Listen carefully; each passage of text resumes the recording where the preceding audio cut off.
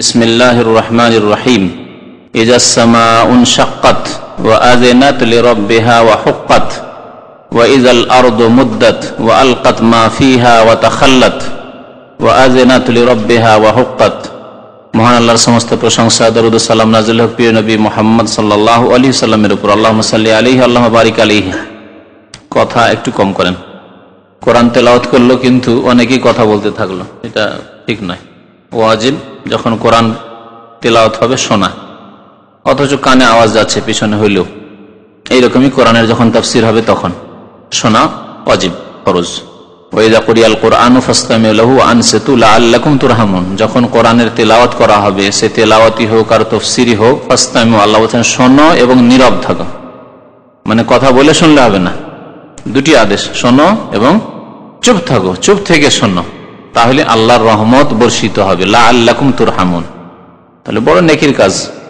রহমত পাওয়ার উপায় হচ্ছে যে কোরআন কারীম শোনা, কোরআন কারীমের তাফসীর শোনা, তখন কথাবার্তা না বলা, অমনোযোগী না হওয়া, ডান দিকে বাম দিকে না দেখা, দুনিয়ার কথা আছে পরে করবেন।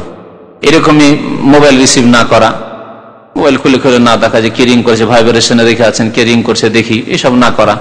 এসবগুলি থেকে মুক্ত হওয়া উচিত। আধা ঘন্টা 1 ঘন্টা যদি বন্ধ রাখেন, আমি বারবারই বলি যে 5 বছর আগে পকেটে মোবাইল ছিল না, তা আমরা কি মরে যেতাম না? আমাদের কোনো অসুবিধা হতো? কোনো অসুবিধা হতো না।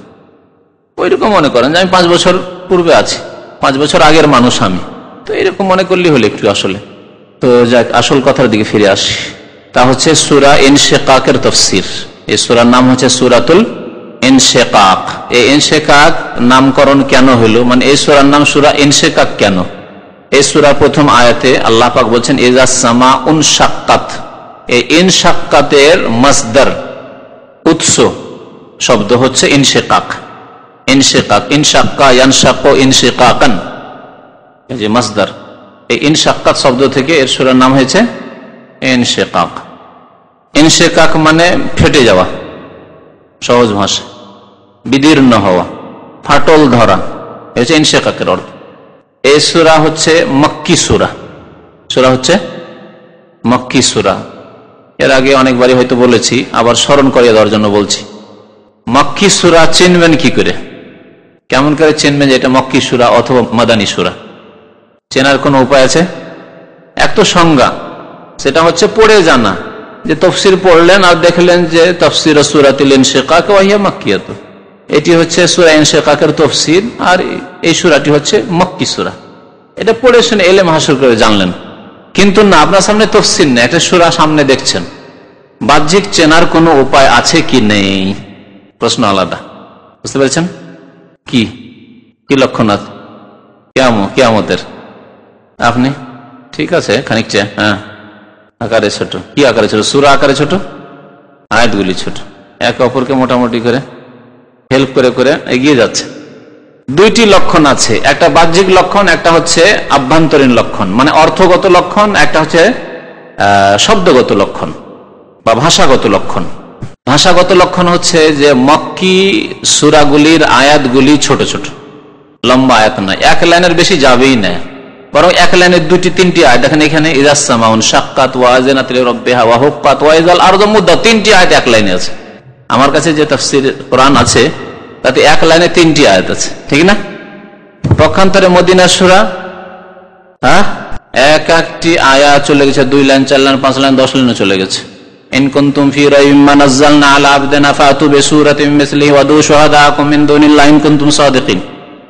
তো এটা হচ্ছে বাহ্যিক, দেখলে এটা সূরা দেখলে ছোট ছোট আয়াত, তার মানে সম্ভাবনা বেশি। যদিও আপনি অকাট্য ইলম বলতে পারবেন না, ব্যতিক্রম হইতে পারে, কিন্তু ধরে নিতে হবে অধিকাংশ ক্ষেত্রে যে ছোট ছোট আয়াত দেখছি, তার মানে এই সূরাটি হচ্ছে মক্কি সূরা। এটা হচ্ছে শব্দগত লক্ষণ, ভাষাগত লক্ষণ।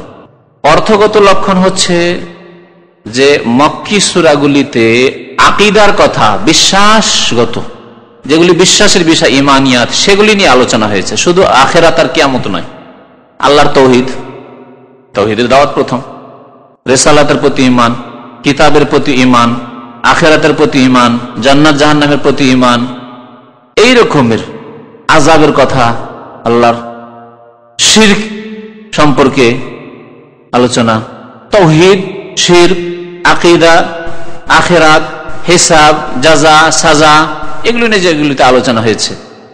তো অর্থের দিক দিয়ে এগুলি পাবেন। আপনি দেখেন এই সূরা তাফসীর যখন পড়বেন দেখবেন যে এতে আলোচনা হয়েছে হিসাবের কথা, আলোচনা হয়েছে কিয়ামত হওয়ার কথা, কিয়ামত হলে কিভাবে পৃথিবী ধ্বংস হবে, আসমান ধ্বংস হবে, আসমান বিদীর্ণ হবে ইত্যাদি ইত্যাদি, জমিনের কি অবস্থা হবে, সূর্যের কি অবস্থা হবে ইত্যাদি।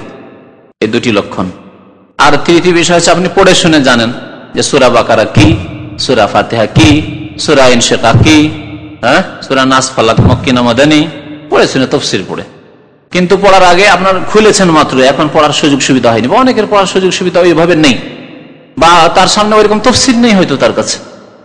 তাহলে অনুমান করতে পারে মোটামুটি যে এই সূরাগুলি মক্কি হতে পারে অথবা মাদানী হতে পারে। যখন মক্কির লক্ষণ বললাম তাহলে মাদানী লক্ষণ এর বিপরীত, তার মানে আয়াতের দিক দিয়ে কি হবে, বড় আয়াত হবে সাধারণত, সাধারণত বলবেন, কখনো কখনো ছোট আয়াত হয়তো মদিনা নাযিল হয়েছে, কিন্তু সাধারণত বেশিরভাগ। আর শব্দের দিক দিয়ে, অর্থের দিক দিয়ে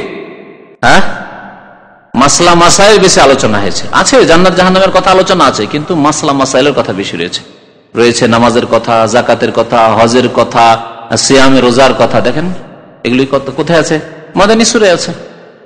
হিজাব, পর্দার কথা ইত্যাদি ইত্যাদি, আরো বিভিন্ন মাসলা মাসাইল, হালাল হারামের কথা, সুদের কথা।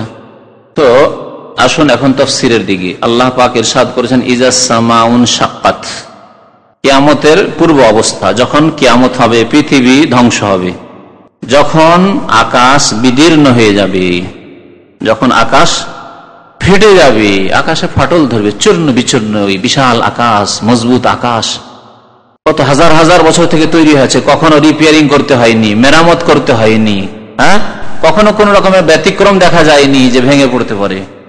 আর সেই আকাশ, এত মজবুত আকাশ কি হয়ে যাবে, বিদীর্ণ হয়ে যাবে, ভাঙচুর হয়ে যাবে। ওয়া আযানাত লিরাব্বিহা ওয়া হুক্কাত, সেই সময় সেই আকাশ তার রবের আদেশ পালন করবে, কথা শুনবে, আনুগত্য করবে। তিনটির কোন একটি অর্থ করতে পারেন। আযেনা মানে কান লাগানো, কান লাগিয়ে শোনা। ওজন, ওই জন্য ওজন বলে কাকে, কানকে। তো ওজন যে শব্দ আছে কান, ওর মানে ওই ওজন থেকে এখানে ফেল ক্রিয়া আল্লাহ পাক উল্লেখ করেছেন ওয়া আযানাত লিরাব্বিহা। আযানাত মানে ওই আকাশ, এর কর্তা হচ্ছে, ফাইল হচ্ছে হিয়া, সে কে, আকাশ। অর্থাৎ আযানাতিস সামাউ লিরাব্বিহা, আকাশ তার রবের কথা শুনবে, কান লাগিয়ে কথা শুনবে যে আল্লাহ কি বলছেন আমাকে, এবং শুনে কি করবে, মানবে, আনুগত্য করবে। এজন্য কেউ কেউ আনুগত্যের কথা শুনবে, আনুগত্যের অর্থ করেছে। শাব্দিক অর্থ হচ্ছে কান লাগিয়ে শোনা। আসল ওয়া আযানাত লিরাব্বিহা, আকাশ তার রবের আল্লাহ পাকের কথা শুনবে, আনুগত্য করবে, মানবে। কি আল্লাহ আদেশ করেছেন, যে আকাশ ফাটো, চূর্ণ বিচূর্ণ হয়ে যাও, আল্লাহর আদেশ। আযানাত লিরাব্বিহা, শুনে নেবে, চূর্ণ বিচূর্ণ হয়ে যাবে, আল্লাহর আদেশ। কোন হয়ে যাও, ধ্বংস হয়ে যাও, ধ্বংস হয়ে যাও। ওয়া হুক্কাত, আল্লাহ বলছেন, এবং এটি তার জন্য উচিত, হক। আল্লাহর আদেশ মান্য করা, আল্লাহর আনুগত্য করাই হচ্ছে তার হক। কারণ আল্লাহ সে সৃষ্টি, মানুষের মতো অবাধ্য নয়, নাফরমান নয়, যে মানুষকে আল্লাহ সৃষ্টি করলো আর সিজদা করে কবর মাজারকে, সিজদা করে দেবী দেবতাকে। নামাজ পড়েন, আল্লাহর আদেশ হয় না, আল্লাহকে সিজদা করেন না।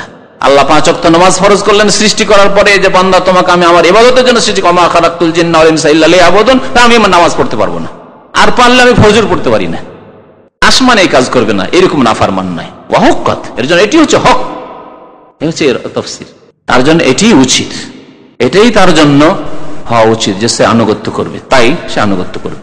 ওয়া ইযাল আরদু মুদ্দাত, আল্লাহ জমিন সম্পর্কে বলছেন যখন পৃথিবী কি হয়ে যাবে, মুদ্দাত মানে সম্প্রসারিত করা হবে।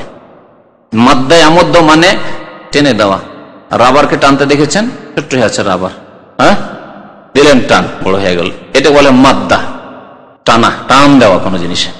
সম্প্রসারিত করা, জমিনকে সম্প্রসারিত করে দেবেন আল্লাহ পাক রব্বুল আলামিন। ওয়া ইযাল আরদু মুদ্দাত, করবেন কে, করা হবে বলা হয়েছে, করবেন কে, আল্লাহ পাক, আল্লাহর আদেশ। হে জমিন তুমি সম্প্রসারিত হয়ে যাও, লম্বা হয়ে যাও, সোজা হয়ে যাও, বিছানার মতো। এই আয়াতের তাফসীরে বিজ্ঞান রয়েছে। উলামায়ে কেরাম তাফসীর করতে গিয়ে বলেছেন যে এই আয়াত দ্বারা বোঝা যায় যে জমিন সমতল নয়, জমিন হচ্ছে গোল। আসল জমিন পৃথিবী হচ্ছে গোলাকার, পৃথিবী গোলাকার, এটা আপনারা বিজ্ঞানে পড়েছেন, হ্যাঁ, ছোটকালে 2-3 থেকে পড়েছেন। পৃথিবী গোলাকার, যদিও তাতে একটু গোলাকারে সামান্য একটু আছে, তাই না, একটু লম্বা, ডিমের কাছাকাছি, ডিমের মতো আছে। ডিমকে গোল বলবেন, কিন্তু ডিম একেবারে গোল নয়। হ্যাঁ, তারপরে কোন দিকে জমিন স্থল বেশি আছে, কোন দিকে কম আছে।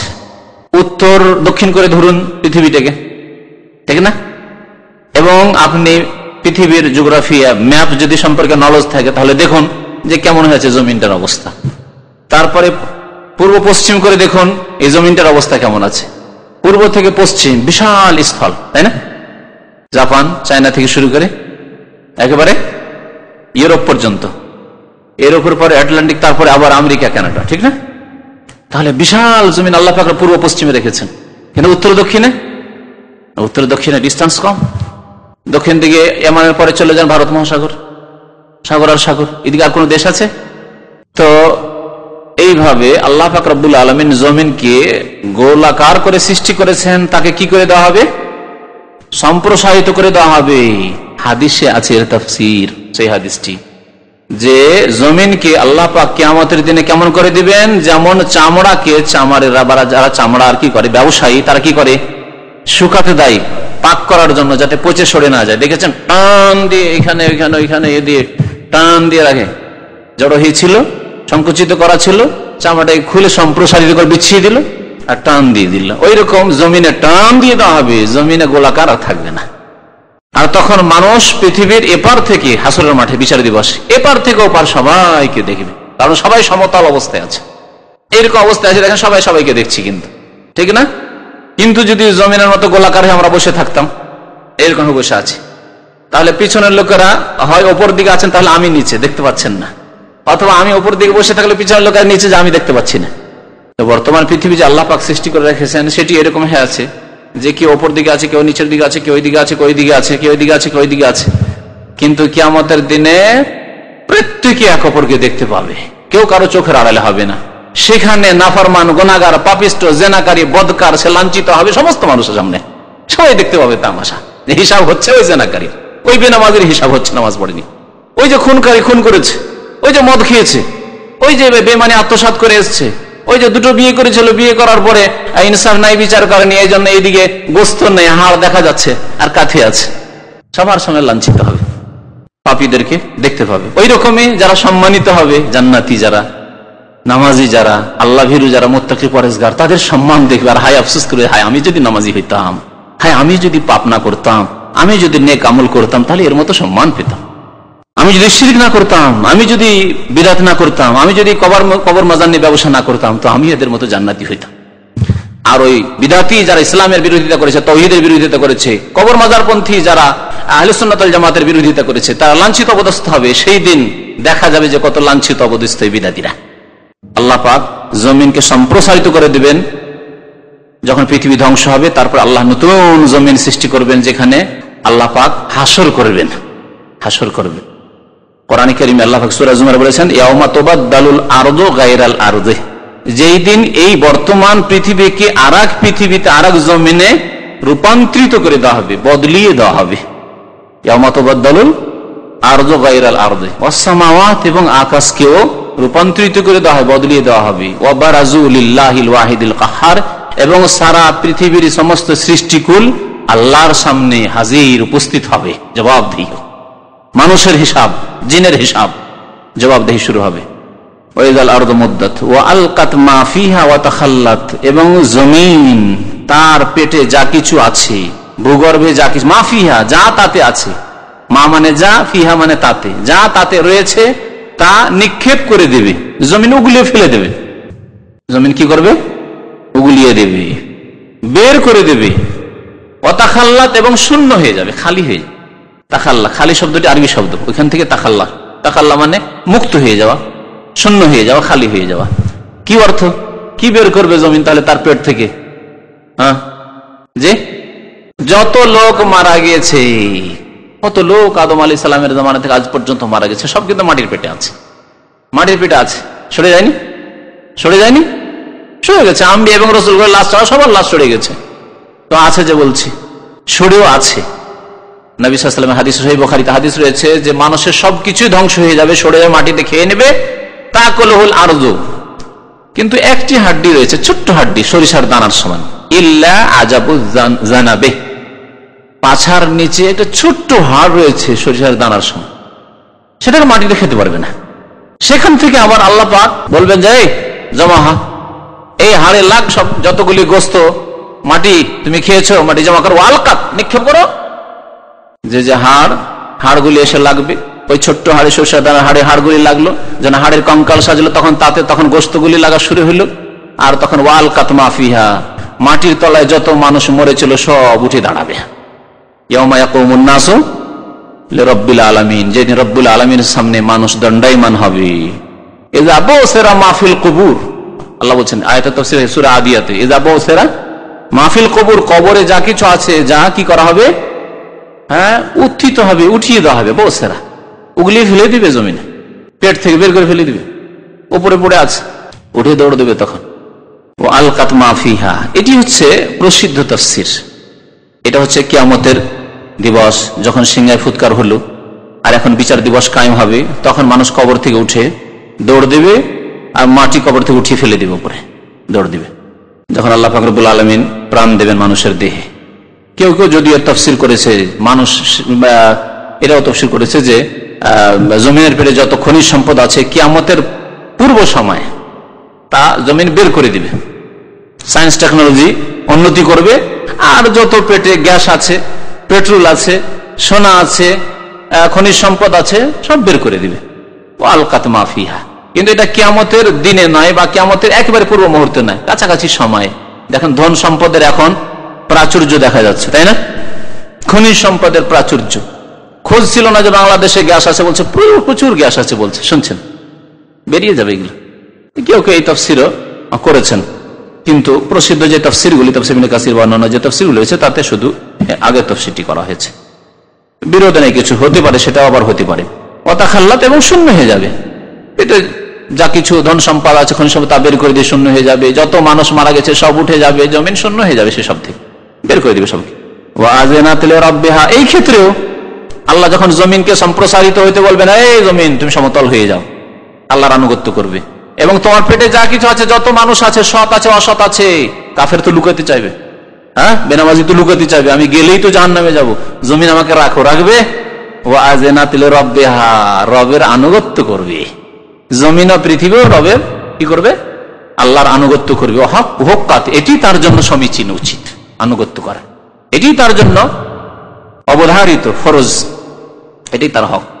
ইয়া আইয়ুহাল ইনসান, হে মানব সকল, আল্লাহ পাক সম্বোধন করেছেন মানুষকে যে হে মানুষ, মুসলিম কাফের, সৎ অসৎ, ভালো মন্দ, সমস্ত মানুষকে আল্লাহ সম্বোধন করেছে। ইয়া আইয়ুহাল ইনসান, হে মানুষ, ইন্নাকা কাদেহুন, তুমি কঠোর পরিশ্রমকারী, ইন্নাকা কাদেহুন ইলা রাব্বিকা কাদহান, নিঃসন্দেহে তুমি কঠোর পরিশ্রমকারী। সত্যি মানুষ কঠোর পরিশ্রমকারী, কত রকমের যে পরিশ্রম করছে, প্রত্যেকে নিজ নিজ ক্ষেত্রে পরিশ্রম করছে, কেউ বসে নেই।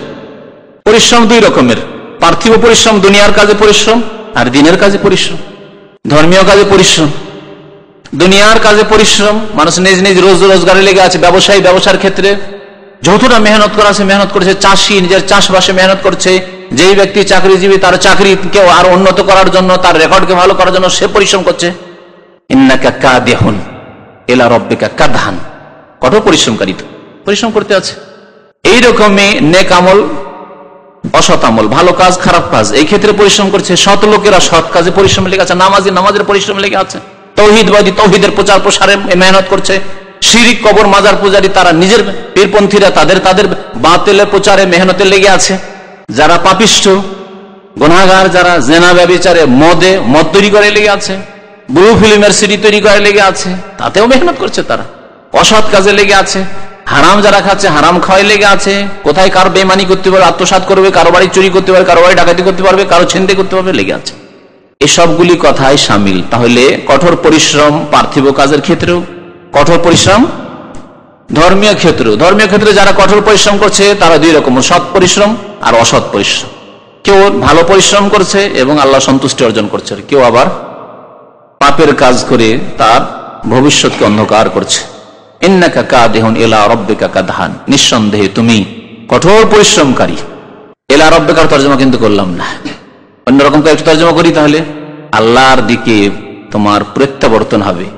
হে মানুষ, তুমি কঠোর পরিশ্রম করে আল্লাহর দিকে প্রত্যাবর্তিত হবে। মেহনত করো, সবাই মেহনত করছো, কিন্তু সবাইকে আল্লাহর কাছে প্রত্যাবর্তিত হইতে হবে। কঠোর পরিশ্রম করে আল্লাহর দিকেই যাচ্ছ।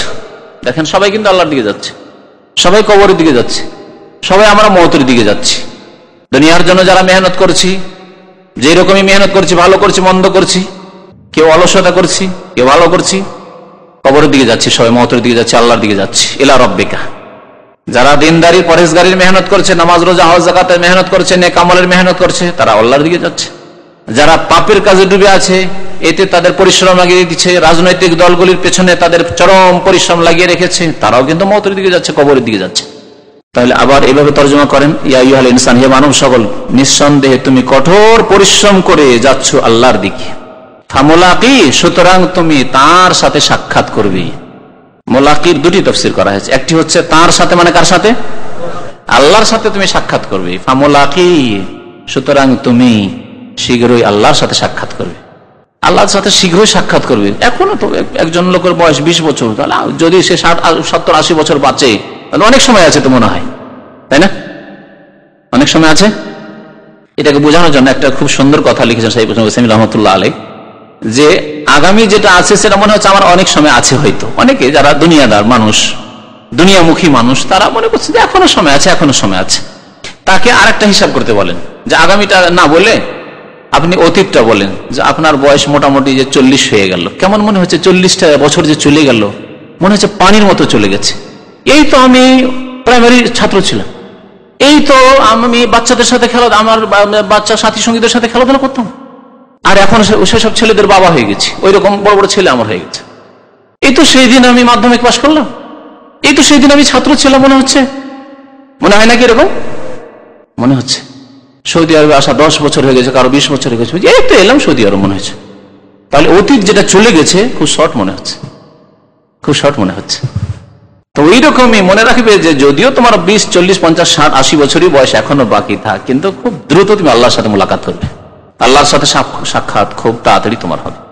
তারপরে মানুষ, পৃথিবীতে সময় লম্বা লাগে। এই পৃথিবীতে জাগ্রত অবস্থায় মানুষকে সময় লম্বা লাগে, কিন্তু ঘুমন্ত অবস্থায় সময় লম্বা লাগে না। এ সম্পর্কে কোনদিন, এর রহস্য কোনদিন চিন্তা করেছেন? সারা রাত, রাত 8টার সময় শুয়েছেন, ফজর হয়ে গেছে, অনেক সময় ফজর ছুটে গেছে, সূর্য উঠে গেছে, মনে হচ্ছে এই তো ঘুমাইলাম 1 ঘন্টা আগে। ঘড়ি দেখছেন, হয়েছে রাত 12টা বেজেছে কিনা, চিন্তা করছেন হয়তো রাত 11টা হয়েছে, এরকম অনেক সময় মনে হয় না? কেন? কিন্তু দিন অনেক সময় পার হয় না, জাগ্রত অবস্থায় দিন পার হয় না। রাত্রে যদি ঘুম না আসে তো রাত পার হয় না, আর ঘুমিয়ে গেলে কখন যে রাত পার হয়ে গেছে, ফজর চলে গেছে, সূর্য উঠে গেছে, ডিউটি ছুটে গেছে, গাড়ি চলে গেছে, কোনো হুঁশ নেই। এমনটা কেন?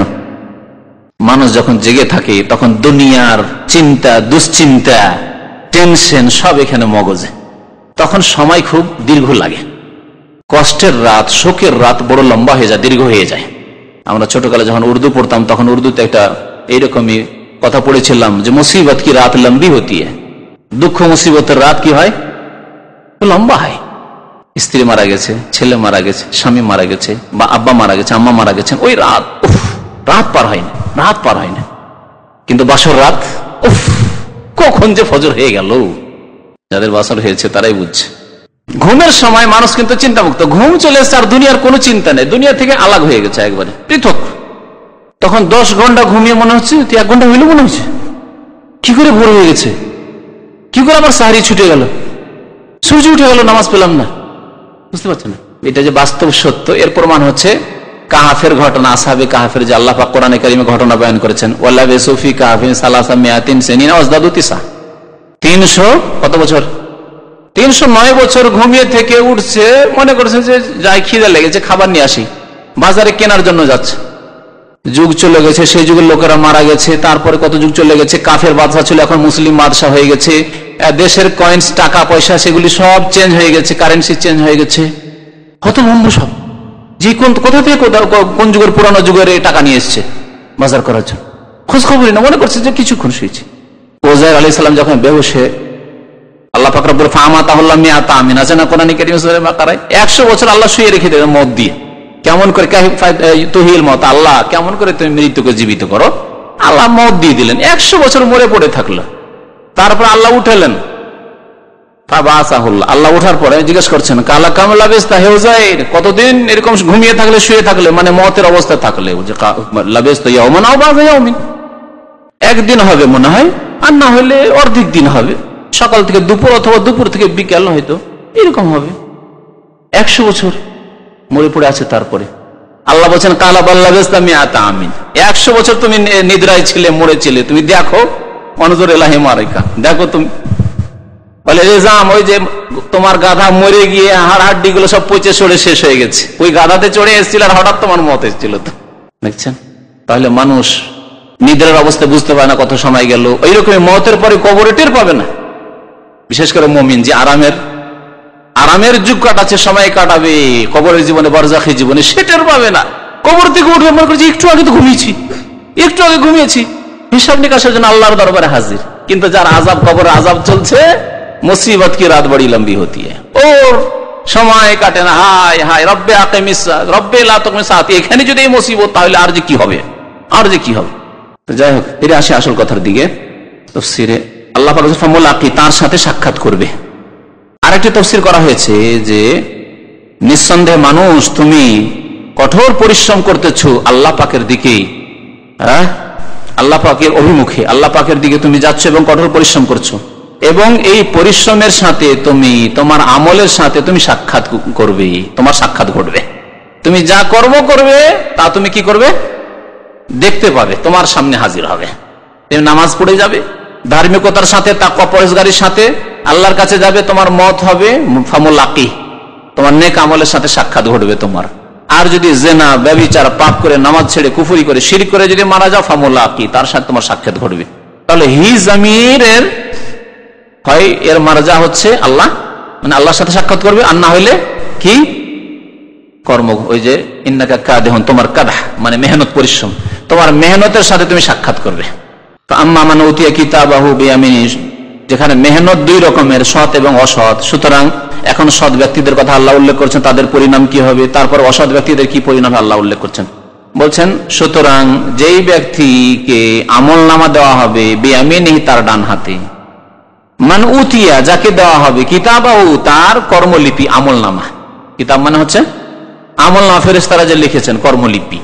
বিয়ামিনি, তার ডান হাতে, তাহলে নেক লোকদের ডান হাতে আমলনামা দেওয়া হবে। ফাসাউফা ইউহাসাবু হিসাবান ইয়াসিরা, তার সহজ হিসাব গ্রহণ করা হবে। আল্লাহ পাক সহজ হিসাব নেবেন।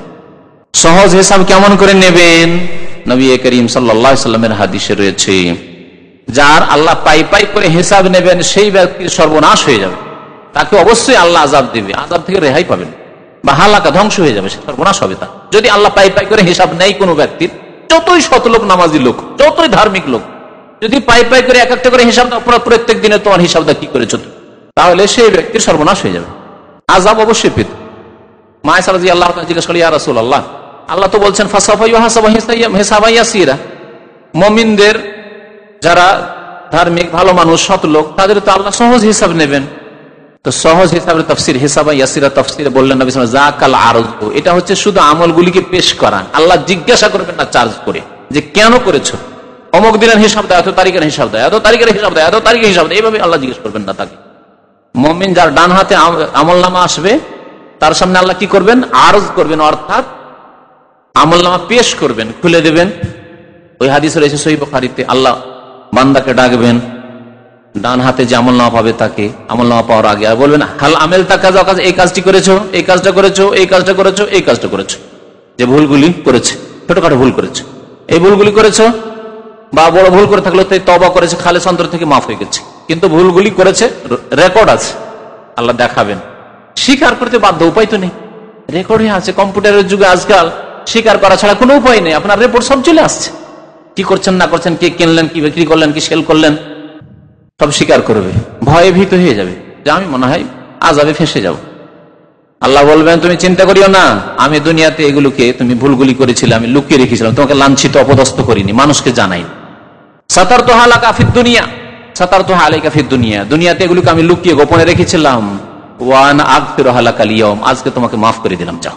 ডান হাতে যারা আমল না পায় তাদের তো হিসাবাই আসিরা সহজ হিসাব মানে হচ্ছে পেশ করে শুধু অঙ্গীকার নেওয়া, তুমি এগুলো করেছো, এ ভুল করেছো, এ ভুল করেছো। এটা ওয়ায়ানকালিবু ইলা আহলিহি মাসরুরা, এই ব্যক্তি আপনজনের কাছে ফিরে আসবে প্রফুল্লিত হয়ে, খুশি হয়ে, আনন্দিত হয়ে। মাসরুর, সুরুর মানে হচ্ছে খুশি, খুব বড় খুশি হয়ে।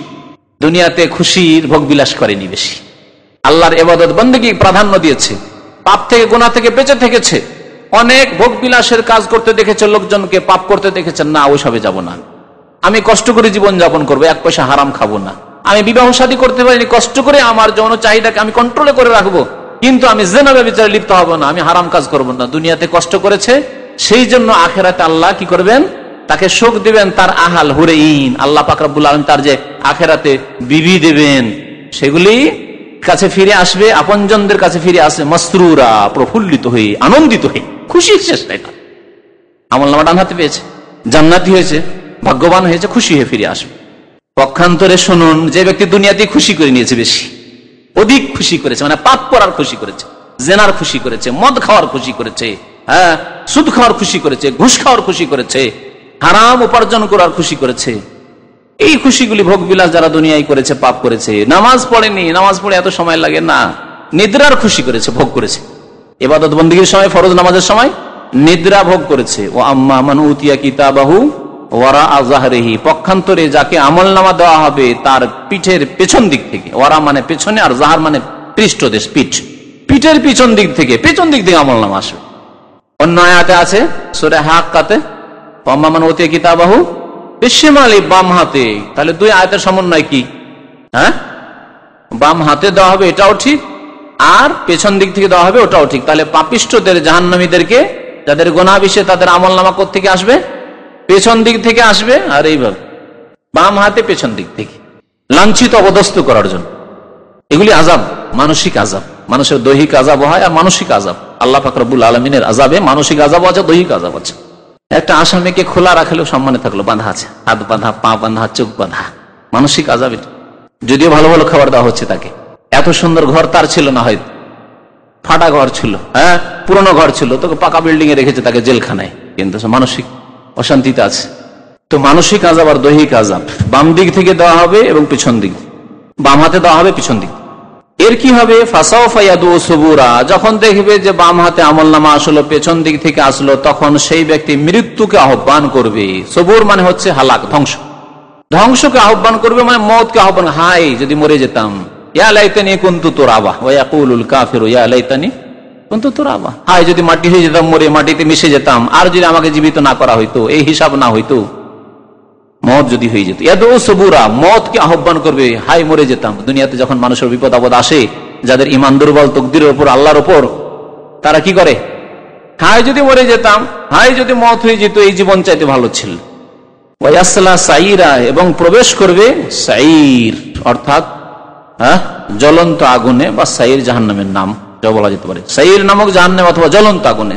সারা ইউসাইরা মানে আগুনকে জ্বালানো, তো জ্বলন্ত আগুনে প্রবেশ করবে। ইন্নাহু কানা, কেন জাহান্নামে প্রবেশ করবে? কারণ কানা ফি আহলিহি মাসরুরা, নিজ আপনজনদের কাছে পৃথিবীতে অত্যন্ত আনন্দিত ছিল, খুব ভোগবিলাস করেছে, জেনা করেছে, মদ খেয়েছে, খুন করেছে, হারাম কাজ করেছে, সুদ খেয়েছে, ঘুষ খেয়েছে, বড় বড় বাড়ি বানিয়েছে, রাতারাতি বড় লোক হয়েছে, হেরোইন গাঁজার ব্যবসা করেছে। একজন মানুষ বেতন পেয়ে হালাল ইনকাম করে তার চলে যাচ্ছে, 50 বছর চলে যাচ্ছে, নিজের একটা বাড়ি বানাতে পারে না। আর একজন মানুষ হারাম ব্যবসা করে, মদের ব্যবসা, সিনেমা হলের ব্যবসা, আর হিরোইন আর গাঁজার ব্যবসা করে 5 বছরের মধ্যে কোটি কোটি টাকা, টাকা যে কোথায় রাখবে, কোন ব্যাংকে, দেশ বিদেশে, সারা বিশ্বে ছড়িয়ে আছে। খেতে পেত না, রাজনীতি করতে গিয়ে, পলিটিক্স করতে গিয়ে, যখন এমপি হলো, মিনিস্টার হলো, তখন টাকা পয়সার অভাব নেই, আত্মসাৎ করেছে দেশের সম্পদ। ইন্নাহু কানা ফি আহলিহি মাসরুরা, পৃথিবীতে খুব ভোগ বিলাস করেছে, মন্ত্রী ভবনে বসেছে, সরকারি ভবন পেয়েছে, সরকারি খরচে পৃথিবীর সফর করেছে, কম জাতির ধন সম্পদ নষ্ট করেছে, অথচ দেশের গরিব মিসকিন খেতে পায় না, তাদের বাড়ি নেই, ঘর নেই, রাস্তা নেই, ঘাট নেই তাদের। ইন্নাহু কানা ফি আহলি মাসরুর, আগেই যেহেতু সে আনন্দ উৎসব করে ফেলেছে পৃথিবীতে, সুতরাং এখন ওয়াসলা সাইরা, জাহান্নামে যাবে। আর যারা পৃথিবীতে কষ্ট করেছে, তারা আখিরাতে পরিবার পরিজন নিয়ে, হুরাইনদেরকে নিয়ে কি হবে? তার আগের আয়াত আল্লাহ কি বললেন? ওয়ানকালিবু ইলা আহলিহি মাসরুরা, নিজের পরিবার পরিজনের কাছে ফিরে যাবে হিসাব নিকাশ পেয়ে, ডান হাতে আমলনামা নিয়ে দৌড় দিবে নিজের পরিবার পরিজনের কাছে। স্ত্রী জান্নাতি তার কাছে দৌড় দিবে, ছেলে মেয়ে জান্নাতি তার কাছে দৌড় দিবে, তাদেরকে নিয়ে গলায় লাগাবে আর হিরোইনদের কাছে যাবে। খুশির শেষ নেই। এখন খুশি করবে চিরকালের জীবন, আখেরাতের জীবন, স্থায়ী জীবনে খুশি করবে তারা। ইন্নাহু জান্না আল্লা ইয়াহুর, এই ব্যক্তির ধারণা ছিল, বিশ্বাস ছিল যে সে ফিরে আসবে না আল্লাহর কাছে। আল্লাহর কাছে হিসাব দিতে হবে, নামাজের প্রথম হিসাব হবে, নামাজে ফেল, সবকিছুতে ফেল, এসব বিশ্বাসই করতো না। ওর ধারণাই ছিল না আল্লাহর কাছে কোনোদিন আসতে হবে আর ধরা খেতে হবে।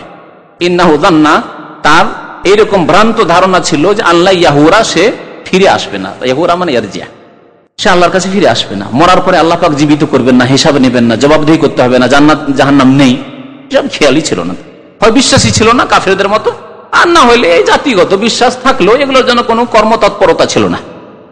আজকাল অধিকাংশ মুসলিমদের অবস্থা কিন্তু এরকম, জন্মগত ভাবে মুসলমান, জান্নাত জাহান্নাম এগুলি শুনে থাকি, বাপ মার কাছ থেকে শুনেছি, বড়দের কাছ থেকে শুনেছি, হুজুরদের ওয়াজ মাহফিলে শুনি, কিন্তু এই ক্ষেত্রে কর্মতৎপরতা, কোনো মেহনত নেই যে জান্নাতে লাভ করব, জান্নাত লাভ করব, জান্নাতে যাব, জাহান্নাম থেকে বাঁচবো, এরকম কোন রকমের কর্মসূচি নেই, আমল নেই, ফরজ নেই, ওয়াজিবাত নেই, হারাম থেকে বেঁচে থাকা নেই।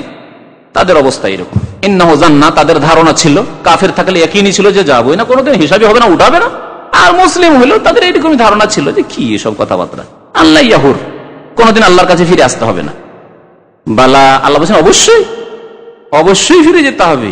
ইন্না রাব্বাহু কানা বিহি বাসীরা, নিঃসন্দেহে তার রব, তার প্রতিপালক তাকে প্রত্যক্ষ করছেন, দেখছেন আল্লাহ পাক যে কি করছো না করছো পৃথিবীতে, এবং আল্লাহ দেখে রেখেছেন, আল্লাহ পাকের ফেরেশতা নোট করে রেখেছেন, আল্লাহর কাছে ফিরে আসতে হবে, সব নিকাশ হবে। ফালা উকসিমু বিশ-শাফাক, লা হচ্ছে অতিরিক্ত, এর মানে না নয়। এই কসমের আগে যতগুলি লা এসেছে কোরআনে কারিমে, সেগুলি হচ্ছে তাকিদের জন্য বা সতর্ক সাবধান করার জন্য, নার জন্য নয়। সুতরাং এর অর্থ কি? ফালা উকসিমু মানে উকসিমু, আমি কসম করি, আল্লাহ বলছেন আমি কসম করি, আমি শপথ করি। বিশ-শাফাক, শাফাক বলা হয় সন্ধ্যাবেলা সূর্য ডুবে যাওয়ার পরে পশ্চিম দিকে যে লাল আভা থাকে, লাল আভা থাকে, লাল হয়ে থাকে পশ্চিম দিক বেশ কিছুক্ষণ ধরে, যতক্ষণ মাগরিবের টাইম। হাদিসে বলা হয়েছে মাগরিবের সময় হচ্ছে সূর্য ডুবা থেকে শুরু করে এলা গিয়াবিশ শাফাক বা হাত্তা ইজা গাবাশ শাফাক, যতক্ষণ পর্যন্ত লাল দিকে লাল হয়ে রয়েছে পশ্চিম আকাশে, ততক্ষণ পর্যন্ত মাগরিবের সময় আছে। যখন সেটা গায়েব হয়ে যাবে, নজর থেকে হারিয়ে যাবে, তখন এশার সময় শুরু হয়ে গেছে।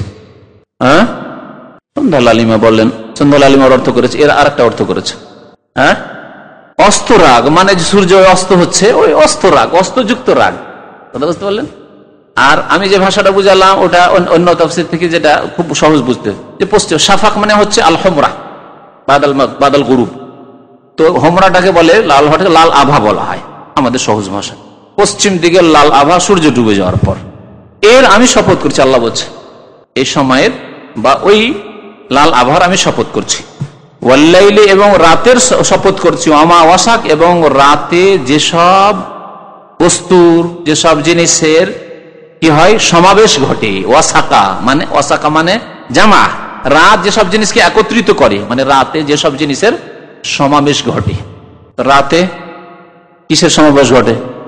চাঁদ। হ্যাঁ, শুধু চাঁদ। রাতে প্রত্যেকে নিজে নিজের ঘরে বাসায় ফিরে আসে। তাহলে আল্লাহ পাক এই আয়াতে প্রত্যেক প্রাণীর, প্রত্যেক মখলুকের কসম করেছেন। রাত হলে আপনি বাড়ি ফিরে আসেন, আমি বাড়ি ফিরে যাই, সবাই কাজকর্ম শেষ, রাত হয়েছে, বাড়িতে টান দেন, সব ঘরে ঘরে ঢুকছেন। হ্যাঁ, মোরগ মুরগি দেখবেন তারা দিন চড়ছে চড়ছে, যেমনই সন্ধ্যা হয়েছে সব মুরগির, আমরা কি বলি বলবে, কি বলে, খোয়ার, খাঁচা, সহজ ভাষা খাঁচা, ঠিক বলেছে। দেখেন, তারপরে যেসব আর অন্যান্য প্রাণী, পাখি নিজের গাছে বাসা আছে, বাসায় ফিরে আসছে। তারপরে সাপ বিচ্ছু নিজের গর্তে ফিরে আসছে, বা যেগুলি হয়তো দিনে চড়ে না রাত্রে চড়ে সেগুলি বের হচ্ছে, সকাল হলে ঢুকছে যে আমার দিনে ভয় আছে। তো ওয়াল্লাইলি ওয়ামা ওয়াসাক, এ হচ্ছে ব্যাপক কসম, কিন্তু রাতের শপথ, এবং রাতে যেসবের সমাবেশ ঘটে, রাতে যা কিছু আসে সব আপন আপন জায়গায় রাতে আসে, বিভিন্ন জায়গায় বিক্ষিপ্ত ছড়িয়ে ছিটিয়ে আছে, রাত হইলে এসে হাজির নিজের নিজের বাড়িতে, নিজের বাসায়। ওয়াল কামারে ইযা তাসাক, এবং কিসের কসম? চন্দ্রের শপথ, চন্দ্রের কসম। ইযা তাসাক, যখন তা পূর্ণতা লাভ করে। ইত্তাসাকা মানে যেই দিন পূর্ণিমার চাঁদ হয়ে যায়, ধীরে ধীরে বাড়তে বাড়তে একবারে চিকন হয়েছিল, মোটা হতে হতে হতে হতে হতে পূর্ণতা লাভ করলো, মানে যেটাকে আল বদর বলে। আল বদর মানে পূর্ণিমার চাঁদ। যখন চাঁদ পূর্ণিমার হয়ে যায় তার কসম, সেই সময়ের কসম। আল্লাহ পাক এই কসমগুলি করে কি বললেন? লা তারকাবুন্না তাবাকান আন তাবাক, এই বিষয়টির উপর আল্লাহ কসম করেছেন। এই কথাটি বর্ণনা করার জন্য অকাট্য করে অবশ্যই অবশ্যই হে মানুষ, তোমরা এক অবস্থা থেকে আর এক অবস্থা অতিক্রম করবে। কত ব্যাপক কথা, কত গুরুত্বপূর্ণ কথা। হে মানুষ, তোমরা এক অবস্থা থেকে আর এক অবস্থায় কি করবে? অতিক্রম করবে, এক অবস্থায় থাকবে না। এটার ব্যাখ্যা করি তো দীর্ঘ সময় লেগে যায়, আমাকে সময় খেয়াল রেখে ব্যাখ্যা করতে হবে, বেশি সময়ও নেই। এটি স্থানের ক্ষেত্রে, কালের ক্ষেত্রে আর অবস্থার ক্ষেত্রেও। এই তিনটি ক্ষেত্রে মনে রাখবেন, তাহলে বুঝতে সুবিধা হবে। আর তিনটি ক্ষেত্রের উদাহরণ মনে রাখবেন। স্থানের ক্ষেত্রে প্রথম দেখেন, আমরা এক স্থানে নেই। জন্ম হয়েছে মামার বাড়িতে বা নানার বাড়িতে, হ্যাঁ, তারপরে বাল্য জীবনে লালিত পালিত হয়েছেন বাবার বাড়িতে, দাদার বাড়িতে, তারপরে হাই স্কুল পড়েছেন, তখন কোনো জায়গায় লজিং খেয়েছেন কেউ হয়তো, হ্যাঁ, বা অন্য কোথাও থেকেছেন, বা হোস্টেলে থেকেছেন। কলেজে পড়েছেন, তখন কলেজে হোস্টেলে থেকেছেন। পড়াশোনা শেষে বিদেশে কেউ পড়েছেন, বিদেশে থেকেছেন। কর্মক্ষেত্রে এসে কোথায় দেখেন, জন্ম কোথায়, কোন পল্লী গ্রামে, আর কাজ করছেন কোথায়? এসে দাম্মামে। দেশে কোন দেশে জন্ম, কোন গ্রামে জন্ম, আর কোথায় এসে কাজ করছেন, ঠিক না? জামার ক্ষেত্রে আবার কাজ কিছুদিন এখানে করলেন, আল্লাহ রিজিক রাখলেন, আবার চলে গেলেন রিজিক লেগে, আর এক দেশে চলে গেলেন, আবার জেদ্দে আসলেন, আর কোন দেশে কুয়েতে আসলেন। আল্লাহ পাক কি বলছেন? যে মানুষ, তোমাকে এমন করে সৃষ্টি করেছি, তুমি এক অবস্থা থেকে আর এক অবস্থায় কি করবে? অতিক্রম করবে। স্থানের ক্ষেত্রে বুঝতে পারলেন? স্থানের ক্ষেত্রে কেমন করে আমরা এক অবস্থা থেকে আর এক অবস্থা অতিক্রম করছি? তার আগে, জন্মের আগে মায়ের পেটে ছিলাম, মায়ের পেটের আগে আব্বার পৃষ্ঠ দেশে ছিলাম। আল্লাহু আকবার। ইখরাজু মিন বাইনিস সুলবি ওয়াত তারাইব, বীর্য ছিলেন। আল্লাহু আকবার। তাহলে এক অবস্থা থেকে অন্য অবস্থায় অতিক্রম করা, এর একটি উদাহরণ দিলাম স্থানের ক্ষেত্রে। কালের ক্ষেত্রে, সময়ের ক্ষেত্রে, এক সময় একরকম, আরেক সময় আরেক রকম। সময়ের ক্ষেত্রে বাল্য জীবনের সময় একটা, তারপরে যৌবনের সময় একটা। রূপ চেহারার দিক দিয়ে তো আছেই, কিন্তু সময়ের দিক দিয়ে শুধু দেখেন, সময়ের দিক দিয়ে। তারপরে বিবাহ শাদীর জীবন, বিবাহ শাদী, স্বামী স্ত্রীর জীবন, ছেলে মেয়ে হয়নি, তখন স্ত্রীর সাথে কত প্রেম ভালোবাসা, প্রেম বিনিময়, কত যে আদর। কিন্তু ছেলে মেয়ে হওয়ার পরে আর্থিক অভাবের জন্য তখন স্বামী স্ত্রীতে ঝগড়া দ্বন্দ্ব, কারো কলহ বিবাদ, কারো আর কিছু, কারো আবার বিচ্ছিন্নতাও হইতে পারে, এরকম সম্পর্কই নেই। কারো ছেলে মেয়ে হয়েছে, কারো হয়নি, কারো শুধু ছেলে হয়েছে, কারো মেয়ে, ইত্যাদি ইত্যাদি। তাহলে এগুলি হচ্ছে কি বলছিলাম, জামানা করতে করতে তারপরে আপনার জামানা শেষ হয়ে গেল। কোথায় গিয়ে, কোথায় আপনি জন্ম নিয়েছিলেন, আর ওই বিভিন্ন জায়গায় যুগগুলি কাটলো, তারপরে জামানা আপনার শেষ হয়ে গেল। কারো কম, কারো বেশি। জামানার দিক দিয়ে এক জামানা থেকে আরেক জামানা ভিন্ন, এক কাল থেকে আরেক কাল ভিন্ন। অবস্থা, তৃতীয় বললাম কি? অবস্থা, হালের দিক দিয়ে, অবস্থার দিক দিয়ে। অবস্থা আমাদের সুখ দুঃখের অবস্থা রয়েছে, বাহ্যিক দৈহিক দিক দিয়ে অবস্থা। আর একটা অবস্থার কথা তাফসীর কাররা উল্লেখ করেছে, সেটা হচ্ছে হৃদয়ের অবস্থা। হৃদয়ের অবস্থা এটা অত্যন্ত গুরুত্বপূর্ণ। এই জন্য কলবের জন্য নবী কারীম খুব বেশি বেশি দোয়া করতেন। আল্লাহ মুকাল্লিবাল কুলুব সাব্বিত কলবি আলা দীন কাসীরাম মা ইয়াকুল। খুব বেশি বেশি দোয়া করতেন, আল্লাহ আমার দিলকে, আমার হৃদয়কে, অন্তরকে দিনের ওপর তুমি অটল রাখো। একজন লোক হয়তো আগে খারাপ ছিল, যৌবনকালে খারাপ ছিল, তারপরে ভালো হয়ে গেছে। ভালো হয়ে যায় থাকে শেষ যুগে তো আরো ভালো, আলহামদুলিল্লাহ। আর যদি সবসময় ভালো থাকে তো আরো ভালো। কিন্তু যদি এমনটা হওয়া হয় যে প্রথম দিকে বাবা মায়ের চাপ ছিল, তখন মাশাআল্লাহ নামাজিও ছিল, ধার্মিকও ছিল, কোনো পাপও করেনি, কিন্তু বাবা মার চোখের আড়ালে চলে এসছে, 5000 কিলোমিটার দূরে বিদেশে চলে এসছে। বাবা মা গ্রামের বাড়িতে থাকে, শহরে চলে এসছে, এখন দেখতে পায় না, আত্মীয় স্বজন বংশ কেউ তো দেখতে পায় না, পাপ করা শুরু হয়েছে। হৃদয়ের অবস্থা অন্যরকম ছিল, তাকওয়া, এখন পাপ ভর্তি হয়ে গেছে অন্তরে। অন্তরে চুরি, ডাকাতি, বেঈমানি, আত্মসাৎ, হ্যাঁ, জিনা, ব্যভিচার, যত রকমের পাপের কামনা বাসনা সব ঢুকে আছে। অন্তরের অবস্থার পরিবর্তন, এটা হচ্ছে অন্তরের অবস্থার পরিবর্তন। তারপরে এটা অনেক সময় একদিনে বিভিন্ন রকম হচ্ছে, একই দিনের মধ্যে অন্তরের অবস্থা বিভিন্ন রকম।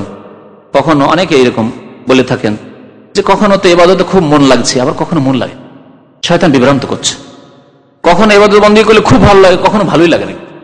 কখনো দিনের কথা শুনতে ভালো লাগে, কখনো ভালো লাগে না। যেমন দাড়ি রেখে দিল, কিছু লোকেরা এরকম আছে, দাড়ি রেখে দিল, মাশাআল্লাহ কত সুন্দর হয়ে গেল। তারপরে দেশে গেল, দেশ থেকে ওখান থেকে সাফ করে এলো, আর না হলে এসে সাফ করে দিল।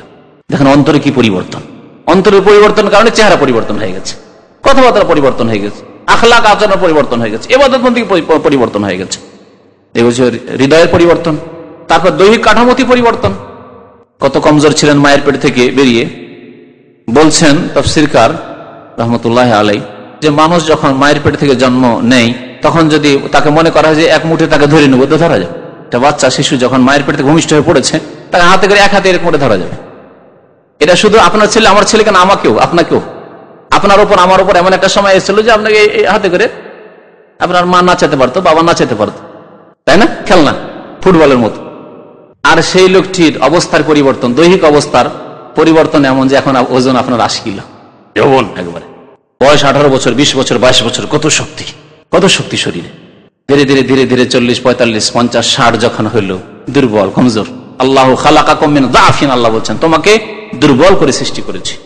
সুম্মা জাআলা মিন বাদি যাফিন কুওয়াতান, তারপরে দুর্বলতার পরে আল্লাহ পাক রব্বুল আলামিন কি করেছেন? কুওয়াত দিয়েছেন, শরীরে শক্তি দিয়েছেন, সবল করেছেন, যৌবন। যে কোনো কাজ কঠোর পরিশ্রম করেছেন, যে কোনো সিদ্ধান্ত নিয়েছেন, রাত দিন মেহনত করেছেন, কোনো ক্লান্তি আসেনি।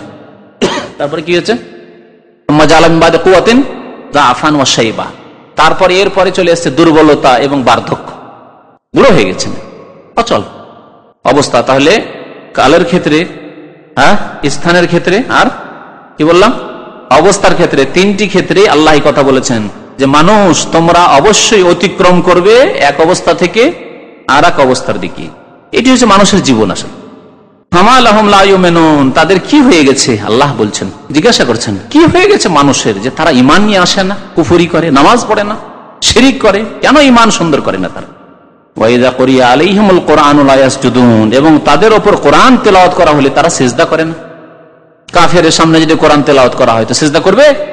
করবে না। এটি ছিল কাফের মুশরিকদের আচরণ নবী সাল্লাল্লাহু আলাইহি জামানায় যখন কোরআন নাযিল হইতো। সুতরাং মুমিনদের সামনে যদি কোরআন তেলাওয়াত করা হয় আর সিজদায় তেলাওয়াত আসে, তাহলে কি করতে হবে?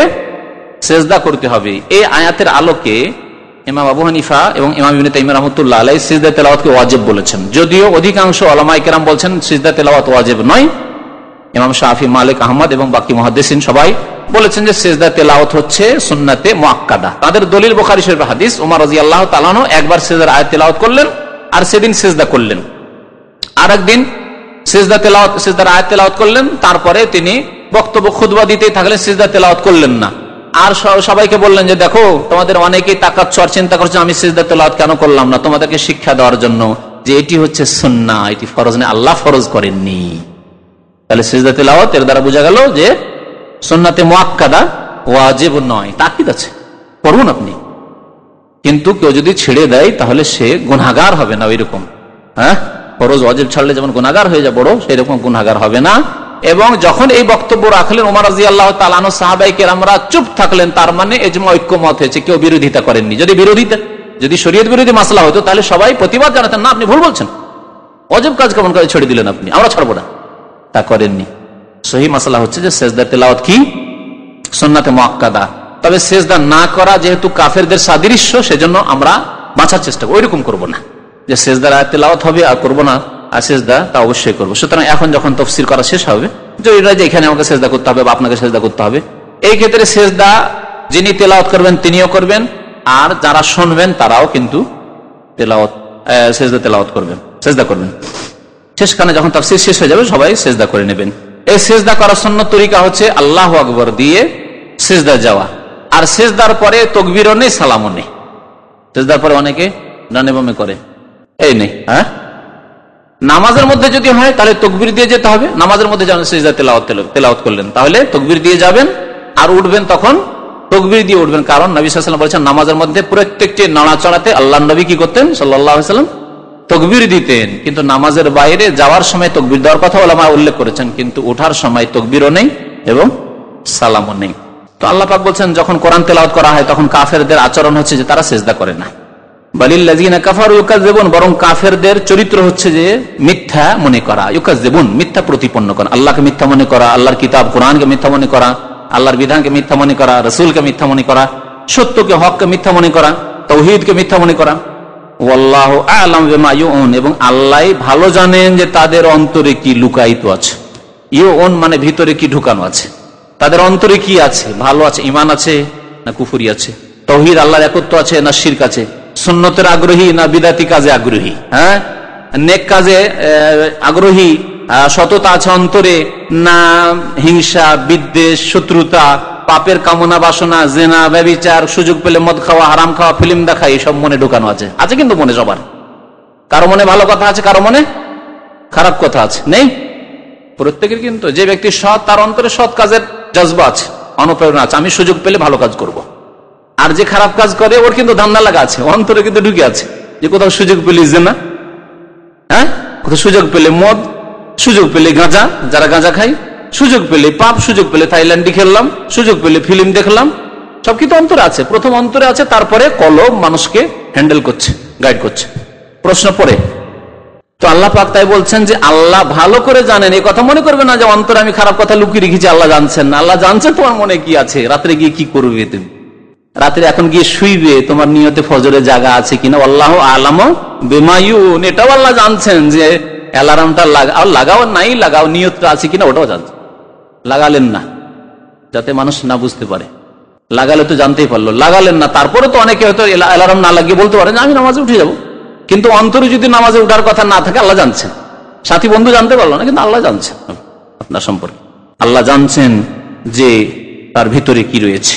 ফাবাশশিরহুম বিআযাবিন আলীম, সুতরাং তাদেরকে, কাফেরদেরকে, জালেমদেরকে, গুনাহগারদেরকে সুসংবাদ শুনিয়ে দাও কঠোর শাস্তির। বিআযাবিন আলীমিন, আলিম আলাম থেকে, আলাম মানে ব্যথা, ব্যথাদায়ক, যন্ত্রণাদায়ক শাস্তির সংবাদ শুনিয়ে দাও। সুসংবাদ, মজা দেখার কথা যেমন বলি সেই রকমই বলা হয়েছে। ইল্লাল্লাযিনা আমানু, তবে যারা ঈমান নিয়ে এসেছে, মুমিন হয়েছে।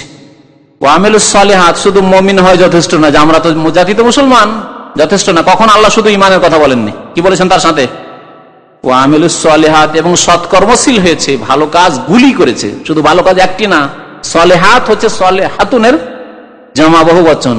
তাহলে সালেহাতের মধ্যে 5 ওয়াক্ত নামাজ পড়েছে, রমজান মাসে রোজা রেখেছে, পয়সার যাকাত দিয়েছে, জীবনে হজ করেছে, মাতা পিতার সেবা করেছে, মানুষের টাকা পয়সা খেয়ে মরেনি, হারাম কাজ করেনি, পাপ করেনি, সুদ খায়নি, ঘুষ খায়নি, জুয়া খেলেনি। আমিলুস সালেহাত, সৎকর্মশীল, সৎ কাজ করেছে। লাহুম আজরুন গায়রু মামনুন, তাদের জন্য পুরস্কার রয়েছে অশেষ। গায়রু মামনুন মানে যা শেষ হওয়ার নয়, গায়র মানে না, নয়, আর মামনুন মানে যা শেষ হয়ে যায়। তাহলে গায়র মামনুন মানে যা শেষ হওয়ার নয়, অর্থাৎ অশেষ। তাদের জন্য অশেষ পুরস্কার রয়েছে, অফুরন্ত পুরস্কার রয়েছে আল্লাহ পাক রব্বুল আলামিনের দরবারে, যা মানুষ বলে বা কল্পনা করে শেষ করতে পারবে না। যে আল্লাহ কি নিয়ামত মানুষের জন্য আখিরাতে রেখেছেন, জান্নাতে রেখেছেন, পুরস্কার রেখেছেন। আল্লাহ পাক রব্বুল আলামিন আমাদেরকে যেন নেক আমলের তৌফিক দান করেন, ঈমান এবং আমলকে সুন্দর করার তৌফিক দান করেন, আমাদের অন্তরকে নেক কাজের দিকে ধাবিত করার তৌফিক দান করেন, অন্তর থেকে আমাদের পাপগুলিকে, গুনার কামনা বাসনাকে যেন দূর করে দেন, শয়তানি ওয়াসওয়াসা যেন কুমন্ত্রণা দূর করে দেন। আল্লাহ আমাদেরকে যেন দুনিয়াতে ও আখিরাতে পুরস্কার দান করেন, মহা পুরস্কার দান করেন। আমিন। ওয়া সাল্লাল্লাহু আলা নবিয়িনা মুহাম্মদ ওয়া আলা আলিহি ওয়া সাহবিহি আজমাইন। এখন আপনারা সবাই নিজের নিজের সিজদা করে নেন।